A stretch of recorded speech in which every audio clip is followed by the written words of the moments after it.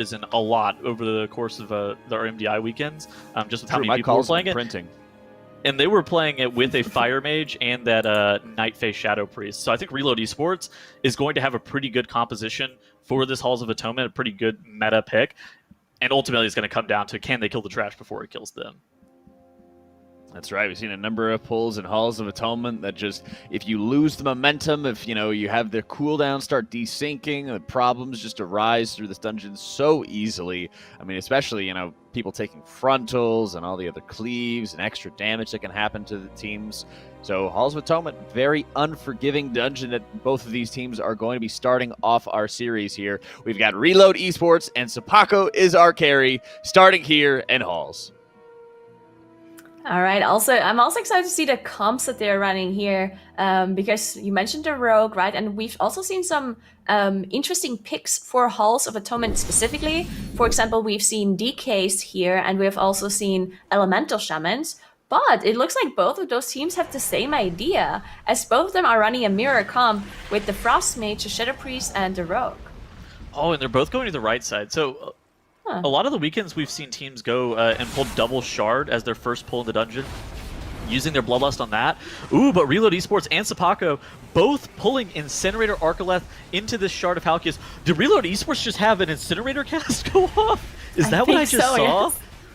Oh my goodness, they're all still alive. If they're able to recover from this, then that will be okay. Oh. But now Incinerator Arcaleth's Inferno going off again. They pop a bunch of defensives. It makes me wonder if they were intentionally letting it go off, since you did see they end up getting into that ice block and whatnot. Yeah, they had the Inspiring Mob in there, weren't able to interrupt it. And Cepako actually did see the Inspired Houndmaster in the back. You can see it's now pulled in. So what Cepako did there was they CC'd the Inspired Mob, pulled everything else, and then once the Tormentor was dead, they pulled the Inspired Mobs in. But Reload Esports was having none of that. They just pulled the Inspired Mobs in, and for not sure which reason, the Inspired Aura actually does get applied to those Tormentors. Usually they're immune to most affixes, or to all affixes, but that Inspired Aura does get applied, so you cannot actually interrupt that Inferno, and that's why they just went off. But because of the Ashen being used by the Holy Paladin, he actually was just able to heal through that AoE damage going out. So that was like really good pull by Reload. That was really impressive. It was very fast too. You saw them end up filling that pull somewhere in the range of like almost 30 seconds ahead of where Cepako is, and it was almost the exact same count. Now Ankler drops down while the rest of his group is fighting that Shard of Halkias. I wonder what he was doing. He looked like maybe he was getting a distract. Oh, okay, so he was getting a CC on that Inspired Mob, and now Reload Esports is pulling all of this trash on top of the Shard of Halkias. They want to just make sure that they are able to get a bunch of the CCs on these Obliterators right here. Yeah, it looks like there's an Inspired Mob in there too, I believe, so definitely won't be able to interrupt any of those wicked bolts going off on the tank, so lots of tank damage on top of group damage as well, because you have all of these debuffs going out. You can see everyone dropping incredibly low from that Shard AoE cast that was just going off. Now the Houndmaster is even coming in too, with that Inspired Aura, so again, nothing can be interrupted here. They just have to out-heal the damage, basically. It looks like they're executing it really well, considering that they don't really have many offensive cooldowns available. They just committed all of those on the previous pull. I think that that's the relative value of the Frost Mage, just as a whole. It always has pretty high damage for a lot of these MDI pulls. Just with their cooldown reduction from their Blizzard, from their Frozen Orb, their Icy Veins almost always being up, they seemingly almost always have damage in some form or fashion. And so now it looks like Reload Esports is gearing up for an additional pull. Oh, what are they? Okay, so they pulled those mobs that stand in front of Halkias. You do see the mage there. He frosted over them while they're trying to grab the Stoneborn. Okay, so now Halkias has killed off those as that they did have caught in that Nova, and they have engaged Halkias here. This is a very scary pull on a 21 Tyrannical. I think that the linchpin here is going to be the tank's survivability, but assuming he's able to face tank all of this trash long enough for the Frost Mage to kill it off, this is looking really good for Reload Esports. Yeah, and Delta brought in those two Stoneborns that they mind-controlled, that Holy Paladin Venthyr Covenant making that possible. And now they're having all of those casts go off again because of those inspired mobs being in there. So all of the collect sins casts going off, meaning those bunch of animated sins are gonna spawn. Not a problem though. They have very low HP, so they're just gonna die to random AoE damage. And now they're pulling the middle pack in as well, so they're gonna get a lot of percentage from this pull that they're doing, while also cleaving the boss. So this is really efficient. Yeah, now Cepako is our carry, gearing up for a very similar pull. You do see them grabbing double Loyal Stoneborn here, looking to pull some more trash into Halkias, very similar to what Reload Esports. It felt like their pulls were almost mirrored. It was like a deja vu moment where Cepako is just slightly behind where Reload Esports is, but now we see the first deviation in routing. Cepako going a little bit smaller onto this pull, but they're grabbing that middle pack on top of just a couple of those Stoneborns that they ended up grabbing. And Reload Esports is somewhere in the range of like 70% ahead on Halkias as it currently stands, which this is looking very favorable for Reload Esports, as they do just have a couple of mobs remaining, plus Halkias at 10% HP that they need to deal with before making their way into Echelon. But they're really high on trash count, so I wonder what they're going to skip in the back half of the dungeon. Yeah, there's really not that much you can even skip at the end, right? There's because there's like one nasty Gargant pack after the first boss that is inspired. Maybe they choose to skip that one and pull the rest of the mobs into the boss. I guess that is a possibility that you could do, just because having that inspired mob on that boss pull, if you decide to pull the trash into the boss, that's really dangerous because the boss needs to be interrupted and a lot of the trash needs to be interrupted as well. And if you have inspired on there, then that's just incredibly scary. So maybe that's why they decided to do some more trash here. But we'll see once they get there. First of all, they have to deal with this boss as well. There's nothing you can really pull on top here. I mean, you can, but it's nothing really efficient you can pull. So we haven't seen any of the MDI teams do just yet, as Reload is just, it's 21 tyrannical, so it's definitely going to take them a while to finish this one off. Yeah, so Reload is like probably what, like 7% enemy forces ahead of where they need to be going into this point. But like you said, I don't know what they're going to skip. And also, one of the biggest things is whether or not they're going to play Executioner Baruth. Of course, it is a 21 tyrannical, so Lord Chamberlain with that Executioner dot can kill your tank off pretty quickly. That bleed that he puts on your tank is absolutely brutal, especially whenever you have a 50% healing reduction. I think that that's going to be a major decision point for Reload Esports. Now Cepako here, grabbing a little bit more trash into the very last tail end of Halkias, while Reload Esports already at 50% on the next boss in Echelon. Cepako has 0 deaths on the board, and they're doing very similar pulls to Reload Esports, but I wonder, for the life of me, cannot tell where they're losing a lot of time. Maybe it's just damage? I'm pretty sure their pulls were just generally smaller, right? Okay. Like the first pull on the right side, they Cecita inspired, while Reload pulled everything in, so Cepako lost time there. And then the other pulls they did afterwards also, they did one additional pull before they pulled the boss, I think. So that one lost them a lot of time as well. But I mean, Cepako is still very efficient. They have 0 deaths, so I like their route. It's just Reload Esports is just going slightly crazier with their pulls than Cepako. And then we also see them go to 80% trash here, so they're not having this additional 6% that Reload Esports has. So Cepako needs to do all of the trash after Echelon to be able to get to 100%, while Reload Esports can skip something. And I still think it is going to be that one Gargant pack with the inspired, I'm not sure if it's a Gargant that is inspired or a Houndmaster, but that pack probably what Reload Esports is going to choose to skip to still be able to pull the rest of the trash on top of the boss. But yeah, I think it's really interesting to see if they're going to skip the Tormentor, because some teams did skip it, but look at this, they're skipping it. It looks like they are. Wow, okay, that's going to be dangerous later.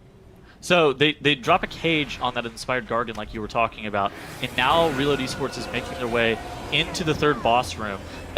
Again, I cannot express this enough how much count they have. 86% enemy forces is so high relative to where you need to be inside of this key. And they continue to pull more trash on top. They pull like a very standard amount of trash on top of the boss, which makes me wonder, maybe they body pulled an additional pack at some point and they just have way more count than they end up needing, because Cigar by himself also gives an insane amount of enemy forces. I think that Reload Esports may even be at 100% enemy forces after this pull. If they're not, then it's going to be something that's pretty close. Yeah, I was thinking that maybe, you know, if they all would be Night Elves, they could theoretically just shadow melt off the inspired mobs that they succeed in the back, and maybe that's why they pulled extra, but they're not, right? They're dwarves, so they can't really do that. Now the inspired mobs are coming in from the back. There's one Collector and a Houndmaster, and a Gargan and a Collector that they have to finish off here still. So 2 inspired, and yeah, then they're gonna be close to 100%. So these bolts are going off on the whole entire party now, Nagura. You have the bolt volley. Yeah, you have the bolt volley, and then you just have the general tank bolt. Ooh, and now since the Gargan and the Collector are both up, they have inspired one another, and you see the Collect Sins just spawning all of these little Sin enemies. This is really good for funnel damage, but not great for your tank, I will admit. This is a lot of damage to your tank, and everybody on Reload Esports dropping so incredibly low. Oh my goodness. Yeah, they have to finish off these inspired mobs, or they have to somehow get the group to a healthier point, because all of these volleys are just going to go off from the boss because they're not interruptible. It looks like they managed to heal everyone up because there's a little bit of a breathing room because the boss cast this anima fountain. But now another volley is going to go off in just a second, but they're looking good. They know exactly... it looked like they really were focusing the boss and just cleaving down these inspired mobs. So that's really, it's really good to see. They know exactly that they can just let all of those volleys go off and out heal it. And it looks like they're pulling Sagadon. That's very interesting to me. Do you like that? I don't like that at all. Do you think that Varuth is better at this point than pulling Sagadon? Yeah, like I definitely think that because Sagadon only increases the statue damage that are being thrown at you, but you know, just dodge them.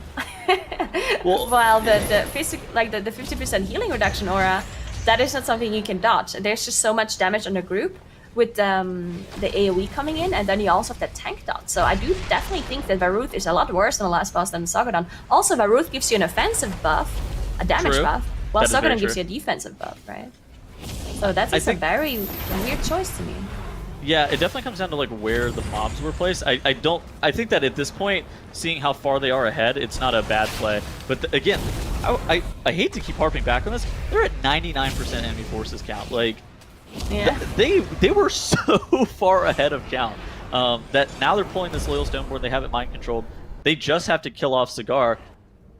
What is I don't know what Cigar's count like percent is, but I think it's over 5. And them being at 99%, they're definitely going over count. So I think that there may have been a body pull at some point in this dungeon that maybe put them a little bit ahead. Now Cepako here has pulled all of their trash on top of High Adjudicator Elise.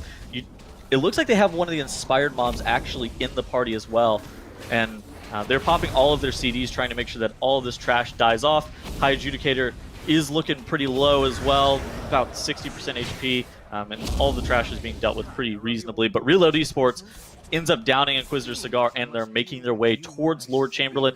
Only 2 of those tormented buffs active. It's the Executioner of Varuth, healing reduction, and the Aura's Cold Heart Slow, which we talked about earlier.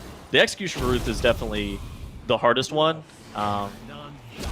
And it's going to be interesting to see whether or not Reload Esports tank is going to be able to live throughout the whole entire thing, since it is a 21 tyrannical. Yeah, we're gonna have to take a close look at Reload here with those tormented debuffs. It looks like they also pulled the boss into like a corner to make sure they see if their statues are being thrown at melee range or if they're being thrown at the range. So they have an easier time dodging those because they also have that 50% slow. So it makes it a lot more difficult. You saw the Lay on Hands has just been used on the tank, and it healed very little because of that 50% healing reduction. So they're definitely struggling a little bit here to heal the tank because of that dot that the boss keeps applying. And now we're going to see in basically the face as well. You can see all of the statues are going to be dragged in and then pulled out. And then we're going to see that AoE damage that is going to go out in a group. You can make sure that your immunity players are soaking it. If they're the closest ones, they can soak double. And I think that's what Ankvar is doing here. He's popping his cloak to make sure he's absorbing as much damage as possible. And now the Bloodlust is being used. I think they were just waiting for some of those offensive cooldowns, maybe also the Ashen as well. Press the Ashen. All right, here it is. All right, so now they do have that Ashen and that Wings available to them. They're going to be able to push through. This is also going to be a really good point for their tank to get as much healing as he's going to reasonably need. You do see he also has a massive absorb on himself from that trinket. Oh, there was almost a quaking catastrophe for Reload Esports there. Cepako as our carry does end up dealing with the third boss and is on to Inquisitor's Cigar, but it kind of feels like it's almost too little too late as Lord Chamberlain dips increasingly lower for Reload Esports inside of their Bloodlust. It has just finally finished as that second Ritual of Woe is going off, making sure that everybody stays stacked up and is soaking that Ritual of Woe. You even have the mage from Reload Esports popping that ice block to make sure he doesn't have a quaking disaster where he's cleaving his tank, and everybody's making sure that they get backups on those beams during that Ritual of Woe as well, and is assuming that the tank can live here for Reload Esports. This one's looking as good as done. Yeah, both teams incredibly clean. 0 deaths on the board for both of the teams, so really well done. But Reload Esports just a bit more efficient with their strat and a bit faster. So they now finish off Lord Chamberlain, and they're going to be winning that first game against Cepako. That's right.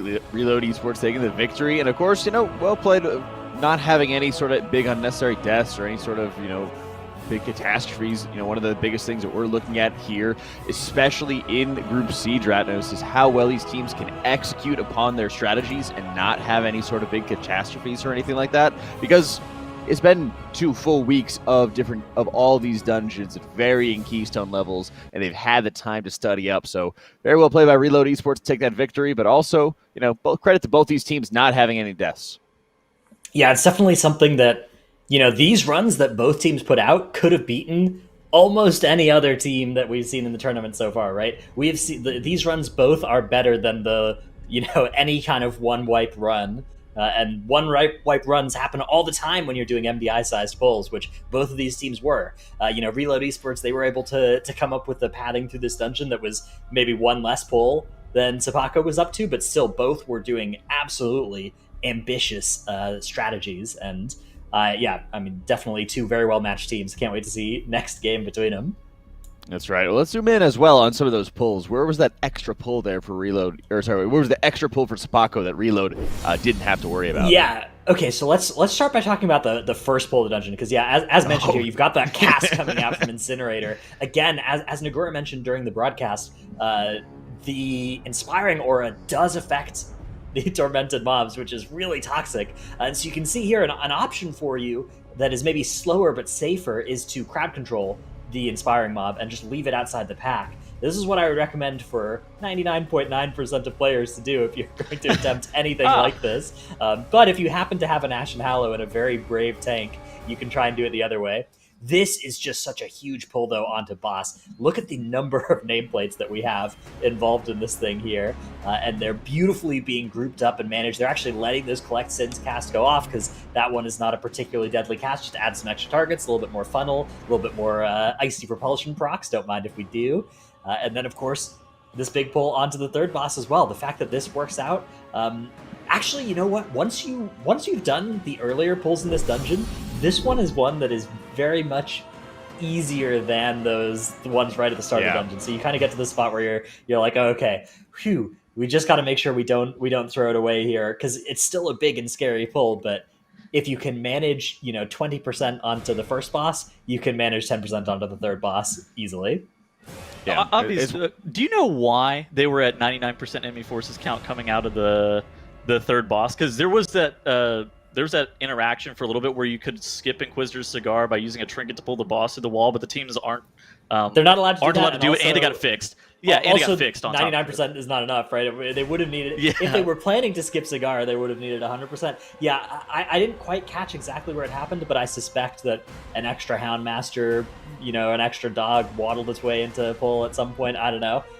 Definitely they were a slight bit overcount, yeah. Or maybe, maybe their mage was just like, you guys, I know we don't need to count, but they were my icy veins cool down, all right? My damage. You just see the ice lands just zoom out at a mob. What? I would believe that. I would believe that. 6% over. It's like Legion times, where before MDT was even a thing, and it's just like, yes, they were just a casual 6% over. Not a bad time. Yeah. Well, with that victory, it is going to start moving us into game number 2. So we start setting our eyes here, Nagura, up on the Necrotic Wake, which, again, we talk about some of the dungeons that are like momentum-based, that you need to have all your cooldowns for this specific moment. And we've seen tons and tons of wipes and mistakes for this dungeon. It is challenging, and now they have Tyrannical and Sanguine to worry about. Yeah, I also think this is one of the really difficult dungeons to execute for these teams in Group C, because Necrotic Wake is just one of those dungeons where you can do incredibly crazy pulls, and whenever that is a possibility, then those teams want to do it. But it's so difficult if you have Sanguine, and on top of that you also have Tyrannical, right? Because if you use these weapons that are that you can use in Necrotic Wake, if you use the Anima Orbs and the Spears, then the mobs die so quickly, and all of a sudden the Sanguine pools are underneath the mobs that didn't quite get one-shot by the Spear or by the Anima Orb, and it makes it really hard to not get any of those heals off, especially if you decide to pull trash on top of a boss as well. And if it's a 22 Tyrannical boss that gets healed by Sanguine, then you're really sad. So I definitely don't want to see any of that. Yeah, and I think a lot of this, similar to Halls of Atonement, is when you're setting some of these pulls up as well, Dranos, as a tank, you kind of have to rely on the patience of some of your DPS to allow you to be able to get everything in together. And I think that also kind of goes further as well with Sanguine, because you don't want to just be having certain mobs just getting killed off way too early when you're having all the mobs stacked up, the tank's trying to get in his damage before he has to start kiting. Yeah, Necrotic Wake is definitely a dungeon about that patience from the DPS players, particularly whoever is holding one of the weapons. If you've got something like a spear and you're assigned to use it on a certain pull, you've really got to make sure that it's being used when it's going to hit all the important targets, when it's not going to create Sanguine that will be a problem for you. And that is something that, for a DPS brain is pretty tough when you've got this button on your keyboard that's going to do like 100,000 DPS, right? And you're just like, there's a magnetic attraction, your finger just being drawn towards this button. You've got to wait. Yeah, you're just I gotta just add Tettles next time, all right?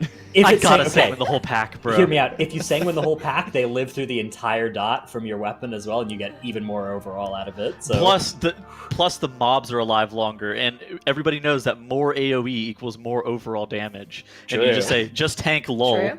Guys, save these tips for the Titan Forge podcast, all right? You're just giving away gold here, man, I tell you. Here's some for free, yeah. We would never tell them that on the podcast, of course. We were a lot more reasonable there. Well, speaking of the weapons, I think Tettles, we mentioned it last week about some of the inefficiencies of those weapons because of when they drop off with damage, extra cleave onto just low priority mobs you just don't care about at all. We've seen that a number of times in this one.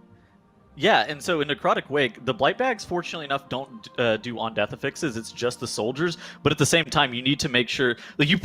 whenever you're using like the spear in particular in the first area of this dungeon, you're probably going to want to wait for those soldiers to die off, and then use that javelin as like an execute on the remaining mobs, whether that be the big A-bomb guys or the corpse collectors. I don't actually know the name of the A-bomb guys. The undead mobs.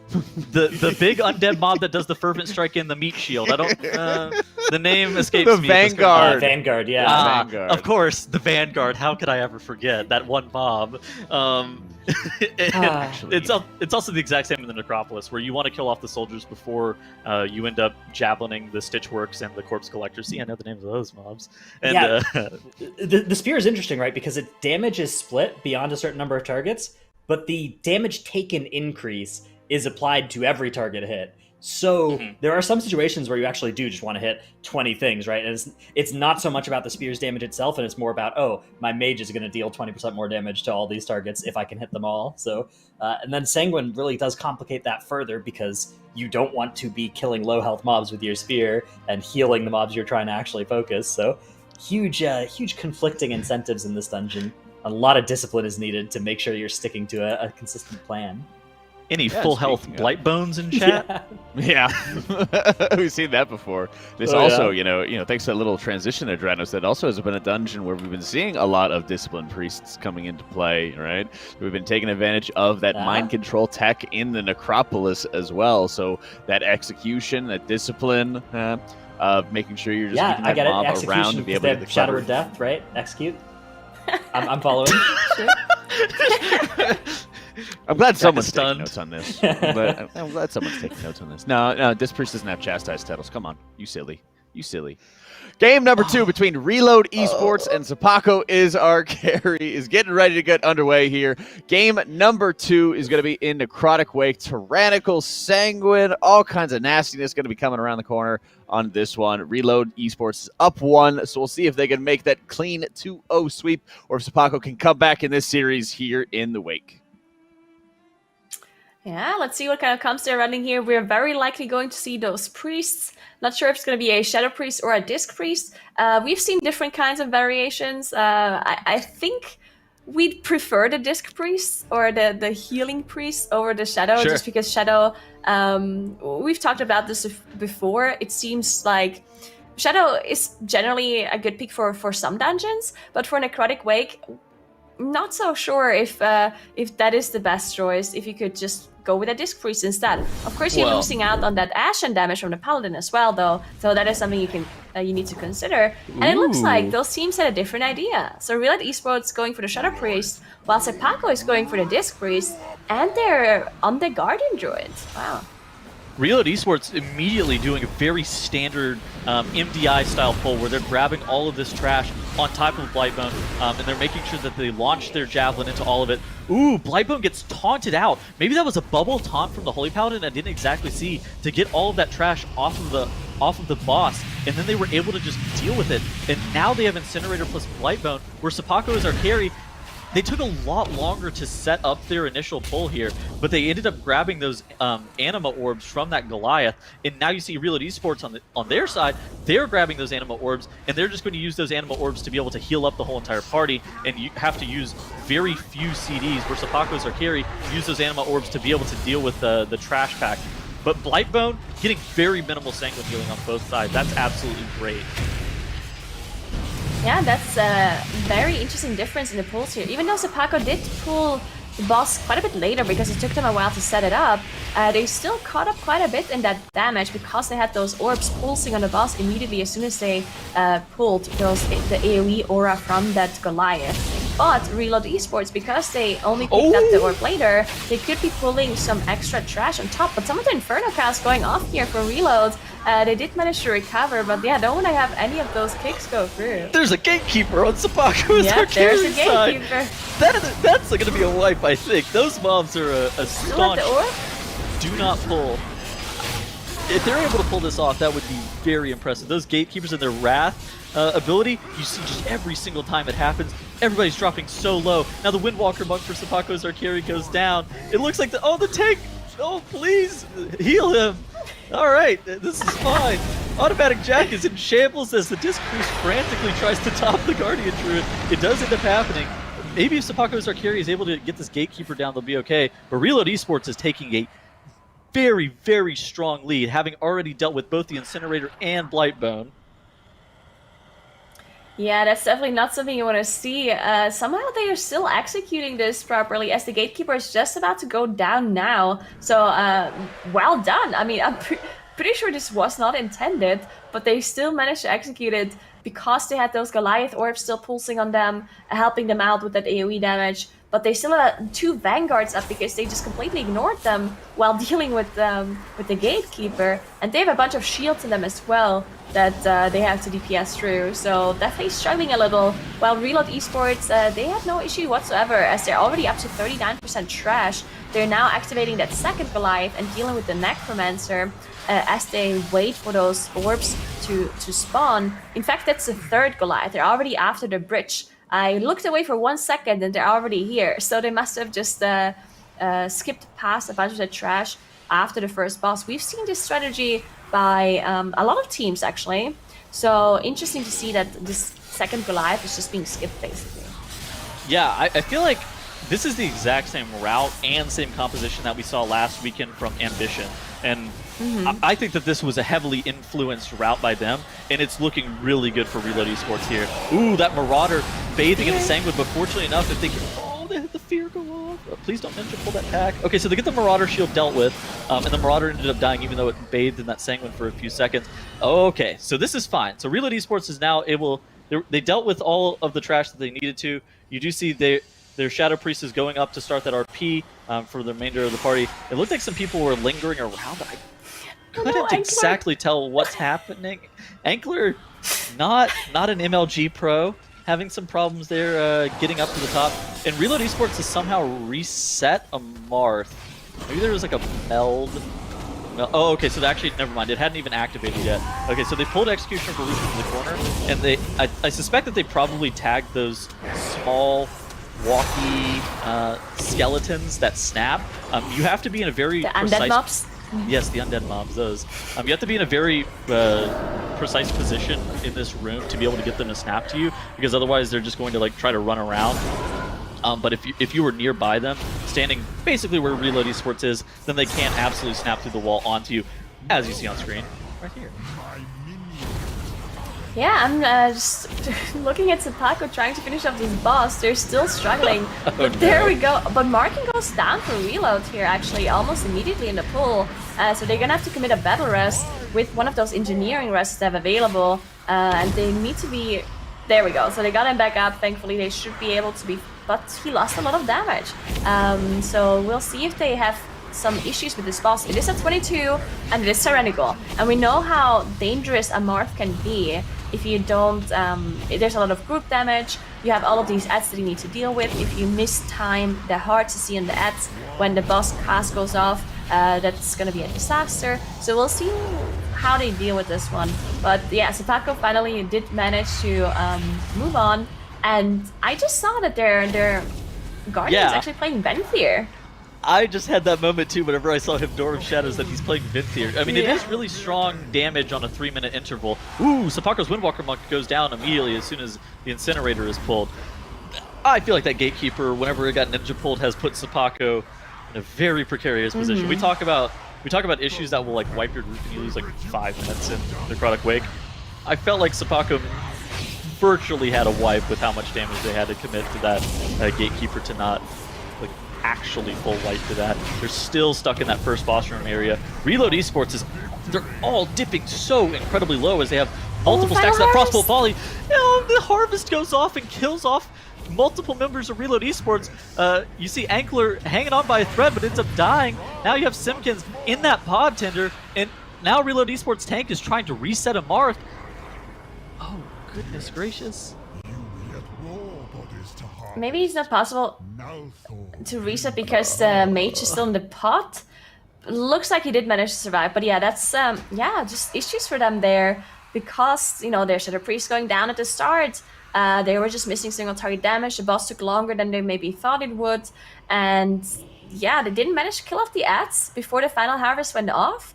And then they did see them. I saw one stun come in, and I also saw a blind, I believe, come in. But then one of the CCs broke, and then that ad just exploded and killed everybody. So yeah, just unfortunate breaking of a CC there.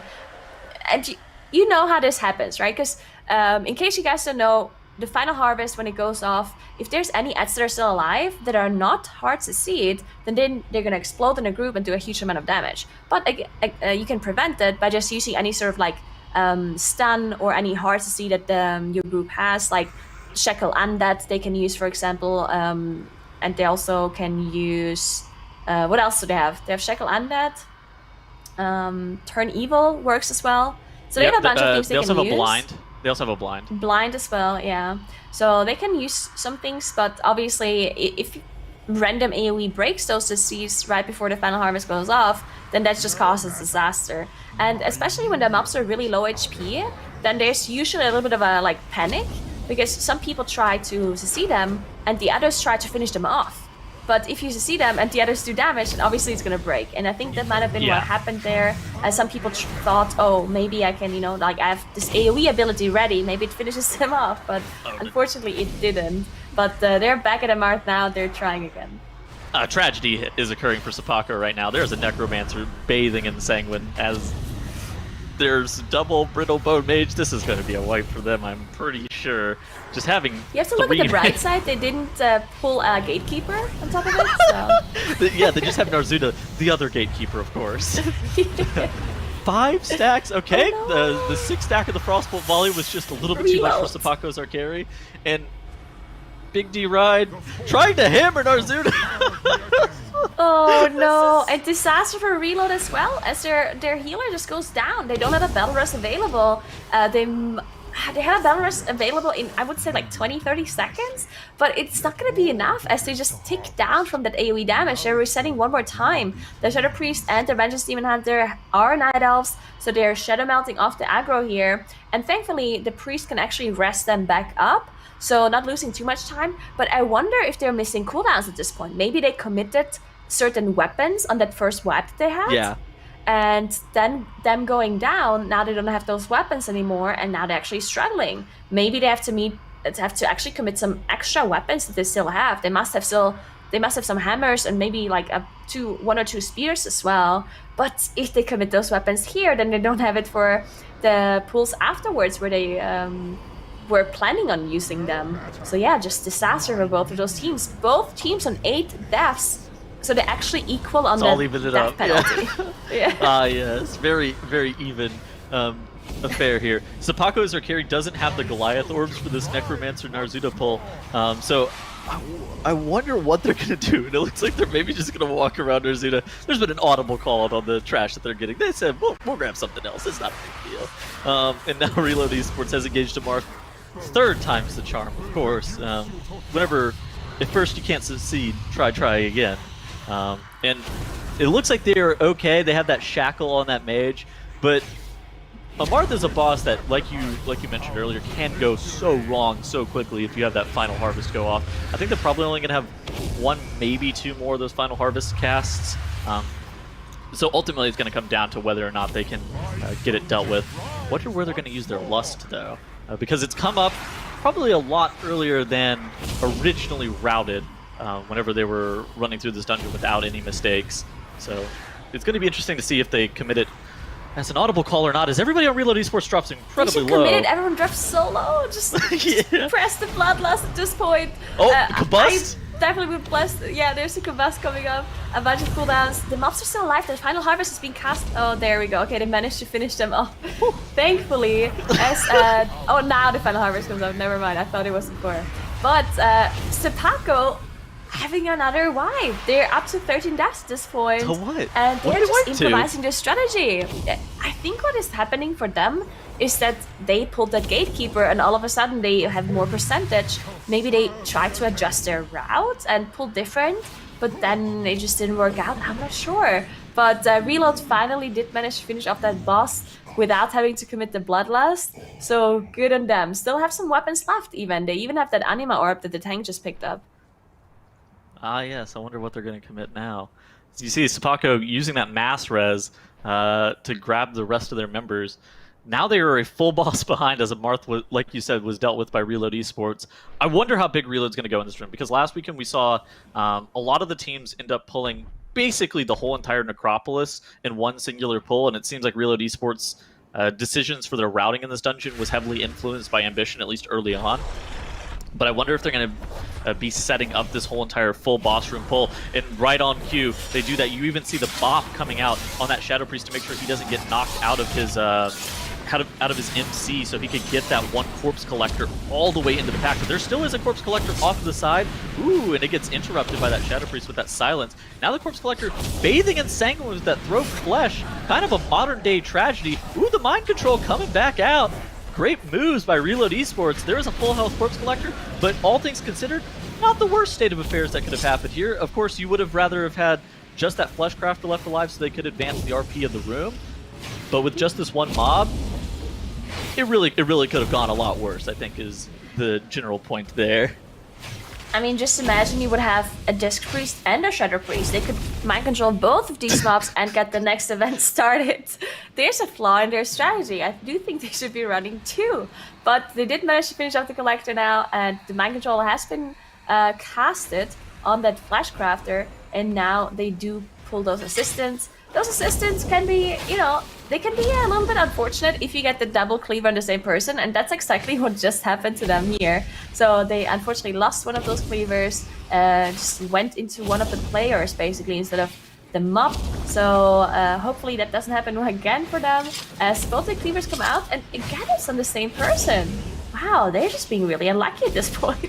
I think the mage got an invis off on that fixation as well, which helped keep the mobs grouped up. That's actually a really important aspect. Ooh, okay, and so no sanguine healing on this assistant. That would have.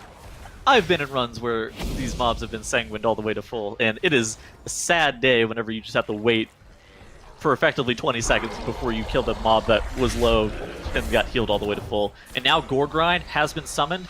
It's important to note that these bits, they do on-death affixes, even though they don't give count. So you really want to be focusing down Gore Grind here. He's pretty easy to move, especially in comparison to Rot Spew, but it's not the easiest mob to move because he does that Gut Slice and that Tenderize and that Mutilate cast, so he can stop and will start casting for periods of time, so you have to be very cognizant of how you move him, how you kill the bits. Yeah, definitely don't want to have any of those heals go off on the Gore Grind. That would be pretty nasty. You can see, there we go, moved out of that Sanguine. There's a little bit of a bracing time, so even though you see the mob, when he stands in Sanguine, he's gonna turn red, but the healing doesn't go off immediately. So as long as they drag it out really quickly, it's fine. And it just becomes really scary if it's a boss, right? If you see a boss turn red because they're standing in Sanguine, then you really quickly want to get that boss out of there. And now they are dealing with that last pack. Anko actually dropping really low. I'm not sure, was that aggro or was that literally just the spew, the pool that was being thrown at him? I'm not sure. But if it was the pool, then this is doing a lot of damage for a Tyrannical 22.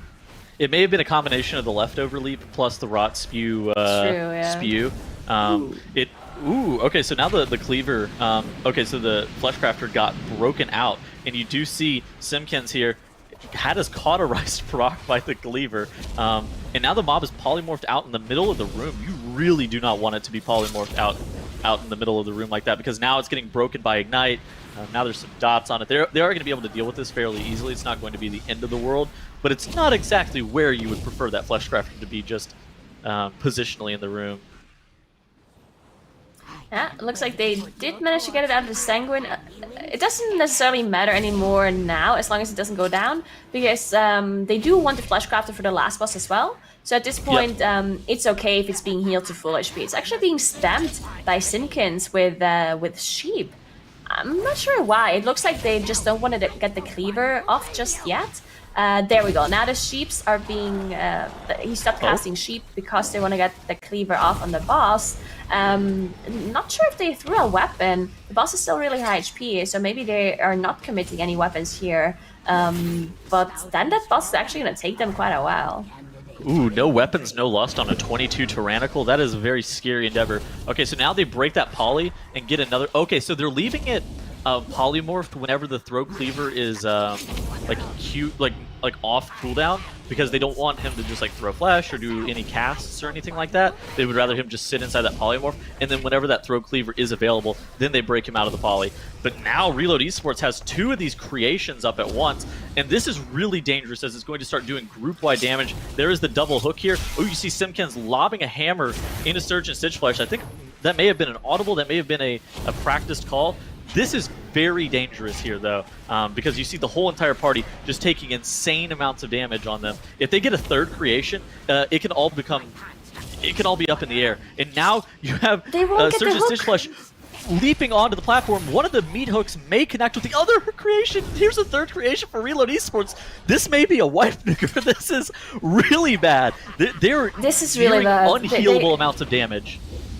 The problem is it's so hard to get the boss down when there's so many creations up, because they're hooking each other, and I think that's what's going to happen again. I'm not sure if they get the boss. They didn't get the boss, so this is exactly what happens if you have so many creations. You try to hook the boss, but they're just hooking each other, and they're not going to make it. They're going to have a full wipe here. They're going to have to go again. This went so wrong on so many levels at the very end there, just because they were missing a bit of damage on the boss to get him to below 5%. He doesn't actually jump back onto the platform anymore, but because they didn't get him low enough, the boss jumped up, did all of these creations, and even though they have so many hooks, none of them actually went onto the boss. The only way they could have done it is by having somebody taunt out one of the creations. Maybe the paladin taunt out one of them before the hook goes off to make sure that creation is away from the other ones so the hook can go into the boss. but that's just such a hard task to execute when there's so much damage going on onto the whole group, and the tank is just suffering because he's taking so much damage from these creations. But this is the time for Cepako to actually catch up, as they're unfortunately wiped again. The Benny Hill music intensifies as Cepako wipes to their Necropolis pull. This has turned into a modern-day fiesta. Reload Esports has tooled up and engaged Surge and Stitch Flush again. Are they going to commit lust? Are they going to commit more weapons? I don't know. I don't know if they have any anymore. I don't think they do. I actually think they might have committed all. Actually, there's one spear on the Shadow Priest. So at this point, I feel like they should just use it. Because the last boss is difficult, but I think it's totally doable without weapons, right? It's gonna take you a long time, but it's doable, right? What do you think? Definitely. You want the hammers for the last boss is the biggest thing. Yeah, you absolutely can do it without weapons. It's a 22 Tyrannical, so you kind of want a lot of different things. This is the key that is most resembles a live key for a lot of these teams. However, Reload Esports is doing very large trash pulls, but the bosses are virtually the same level of difficulty, and they're not committing any javelins to it, and now they have double creation again. They have to use it. Please, they actually have to use the spear me. because the creations are a lot. I mean, it's gonna be the same issue again. They don't have enough damage, and the hooks are not gonna go on the boss. Okay, it actually looks like they managed to separate the creations, so they're gonna get the boss done. Alright, that was really well done. I think the Paladin taunted one of the creations away, so they managed to separate them and get the hook onto the boss. Okay, that was really good. But now the boss is still high. They need to... The tank goes down! Oh no, there's gonna be another wipe! There's too much damage on the tank! He doesn't have cheap death available, doesn't have any of those defenses available. They have to commit something! Cepako, on the other hand, still fighting the trash in the Necropolis. And they're actually still at the early stages of the trash. They're still at the creation pool here. Who decided to take Volcanic Plume on Cepako during Sanguine Necrotic Wake? Tell me. Announce yourself to me right now. Wait, did the Windwalker Monk forget one of his... Multiple members of Cepako's DPS have forgotten a power, it looks like. Oh, pain. Oh no. Sometimes it is possible that it doesn't pick it up, because I've seen this before. It looked like JPC didn't take a power, but then he actually did have one. So sometimes it is possible that the observers just didn't pick it up somehow because they weren't close enough to those players. I'm not sure how it actually works. But yeah, their Windwalker did take that Volcanic Plume, interestingly enough. Yeah. Reload Esports has pulled Surge and Stitch Flush 3 times. Let's go for it. I believe in them. They can do it. Third try. Will they have to pull Nalthor for 3 attempts as well? I don't think so. I do think that the last boss is probably like a lot easier, right? Than the other 3. Consider like the last boss, takes a long. I do think so. I mean, the only thing that is really annoying is the Exile, and that's why we usually see so many weapons committed. But the shield, it can be broken if you have a coordinated group. I think it's gonna be fine. But yeah, let's see if they can finish off Surge and Stitch Flash, because they're still not committing the Bloodlust. And did they commit the spear? Is the question. No, the priest still has it. Priest still has the spear. Yeah, he still has it. But we only have 2 creations up at this point, so there's no possible way we would get a 3rd creation and potentially wipe. Surge and Stitch Flush is dropping pretty low. The Morbid Fixation doesn't get canceled, but there's an Ignis that goes off. The healer died. The Surge and Stitch Flush is at 6%. Please, God, kill this boss. Please kill him. They tried their best, and it looks like he's going down, but the tank died. Oh my god, that was so close. Yes. Both the Paladin and the tank went down there at the very end, but they did thankfully manage to finish it off. The spear is still under Priest. He didn't commit the spear. So we still have 1 weapon for that last boss. I do think they probably committed all of the other weapons though. Are they looking into pulling Sagadon? Okay, it looks like they're pulling Sagadon. Probably just because they had to commit so many weapons. At this point, they just want to do this for safety, to make sure that their tank doesn't go down. Lots of physical damage onto the tank on that last boss, and they just want to play it safe. I assume they know just how much Cepako is struggling here, and even though they have 19 deaths, they know that they're still ahead, so they can actually do this for safety. Necrotic, Drake, timer. Oh, what is the timer in this dungeon?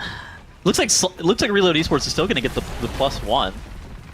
I want to say it's what is it? 38 maybe? Can't find I mean, it. it's 25 minutes in, right? So they're definitely still timing this key, unless they're wiping in the last boss, which. Please. Okay, Yeah, they there's can no make it, I possible believe way in they it. deplete. It's a 36-minute timer. They would have to wipe 3 times now through the Rhinebinder, and we have definitely not seen that today. As Reload Esports has engaged their Bloodlust, they were saving it for approximately 16 minutes. 16 minutes for this point. So not too bad for them. They do have this Fleshcrafter into Nalthor, and Nalthor is getting absolutely chunked by the use of that Javelin, like you were saying. They lob all of the hammers that they have remaining as well, if they had any, I don't really know. And then they also have the Fleshcrafter doing an ample source of their damage. And you see Reload Esports here, they're trying to juggle who's getting picked for that Dark Exile. You saw the Rogue pop his Vanish here, and now the Mage gets picked and sent off into the ether. A very sad day for our main character, the Fire Mage.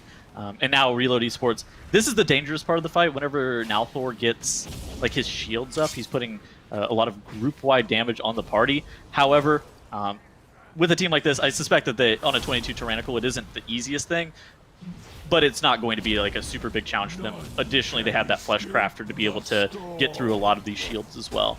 So it shouldn't be too terrible. Not sure why Simkins didn't actually just die downstairs, because he didn't have Cauterize ready and he didn't have the pot ready. So it would have been really easy for him to just suicide and come back up, because they have 2 battle rests available. But actually decided to finish off that mob. So he does have that buff though, which is nice, I guess. But you know, he's got combustion, so yeah, not the greatest value there, I guess. But now they have the Ashen back up, as their Holy Paladin is committing that offensive cooldown. I'm just gonna call it offensive, even though it is a healing cooldown as well. It's an offensive CD, you're right. Nalthor is about to go down. They have to kill off that Fleshcrafter as well for that 100% trash, but they're doing it. The boss is dying. This is happening. Reload Esports. I was here. Not a very clean run, but they Please don't wipe did down. it. Okay, it's fine. They lived. Well, you know, sometimes the Necrotic way goes that way. You know, sometimes it